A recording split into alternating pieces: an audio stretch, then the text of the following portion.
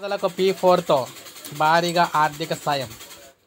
ముఖ్యంగా చూసుకున్నట్లయితే P4కి సంబంధించి యువతకు నైపుణ్య శిక్షణ గతంలో చెప్పారు కదా. గతంలో మనం చూసుకున్నట్లయితే వర్క్ ఫ్రమ్ హోమ్ సర్వే కింద చేసి వివరాలు అయితే సేకరించారు. వారందరికీ కూడా యువతకు నైపుణ్య శిక్షణ అయితే ఇవ్వాలని చెప్పేసి అందులో భాగంగా భావిస్తూ ఉన్నారన్నమాట. ఇందులో మనం చూసుకున్నట్లయితే ఆయా నియోజకవర్గాల్లోని యువతకు అయితే ట్రైనింగ్లు అయితే ఇవ్వడానికి సన్నాహాలు అయితే చేస్తూ ఉన్నారు. 100 కుటుంబాలకు దత్తత తీసుకున్నారు.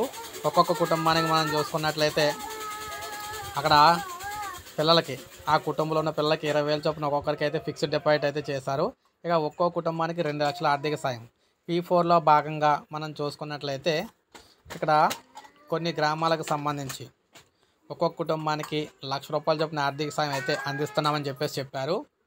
ఇక రైతులతో మాటామంతి కూడా చేయడం అయితే జరిగిందనమాట. మార్కెట్కి అయితే వెళ్ళినా. సో ఫైనల్గా ఈయన ఏం చెప్తున్నారంటే P4 కార్యక్రమం ద్వారా యువతలకు అయితే ట్రైనింగ్లు అయితే ఇచ్చి ఉద్యోగాలు వచ్చే విధంగా చేస్తామని, వర్క్ ఫ్రమ్ హోమ్ కూడా అందులో భాగంగా అయితే ఉంటుందని, అదేవిధంగా దాంతోపాటు పెద్దవారు అయినట్లయితే వారికి ఈ చేయూత ప్రకారం చూసుకున్నట్లయితే పెన్షన్లు కావచ్చు, రేషన్ కావచ్చు, సో ఆర్టీసీ బస్సులో ఉచిత ప్రయాణం కావచ్చు, భరోసా అయితే కల్పిస్తామని చెప్పేసి అన్నారు. సో మొత్తం మీద ఆర్థిక సాయం అయితే చేస్తామని కుటుంబాలను అయితే ప్రజెంట్ అయితే ప్రజెంట్ అయితే అక్కడ అర్హులను అయితే సేకరిస్తున్నామని చెప్పేసి అన్నారన్నమాట. మొత్తం మీద చంద్రబాబు గారు భరోసా అయితే ఇవ్వడం జరిగింది.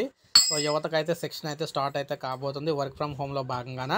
సో ఇది అప్డేట్. ఒక లైక్ చేయండి, సబ్స్క్రైబ్ చేసుకోండి, మన ఛానల్ సబ్స్క్రైబ్ చేసుకోండి.